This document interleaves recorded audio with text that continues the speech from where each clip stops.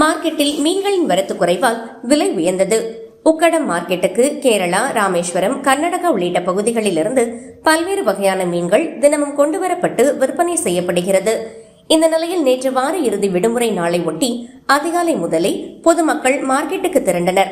மத்தி, சங்கரா, நண்டு, பாறை, ஊளி, இறால், வஞ்சிரம், வவ்வால், சுறா, திருக்கை போன்ற மீன்கள் விற்பனைக்காக வைக்கப்பட்டிருந்தன. ஆனால் வரத்து குறைந்ததால் மீன்களின் விலை உயர்ந்தது.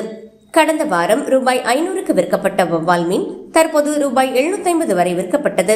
மீன்களின் விலை உயர்ந்திருந்தாலும் பொதுமக்கள் உற்சாகமாக வாங்கி சென்றனர். உக்கடம் மீன் மார்க்கெட்டில் வியாபாரிகள் தெரிவித்ததாவது: வடகிழக்கு பருவமழை தொடங்கியுள்ளதால் கடலோர மாவட்டங்களின் மீனவர்கள் கடலுக்கு செல்லவில்லை. மேலும் அடிக்கடி புயல் எச்சரிக்கைகள் வெளியிடப்படுவதால் மீன்களின் வரத்து குறைந்துள்ளது. அதே சமயம் கந்தசஷ்டி விரதம் முடிவடைந்ததால் மீன் உணவாளர்களின் தேவை அதிகரித்துள்ளது. இதனால் விலை உயர்ந்துள்ளது. மழை மற்றும் புயல் நிலை தொடர்ந்தால் மீன்களின் விலை குறைய வாய்ப்பில்லை என தெரிவித்தனர்.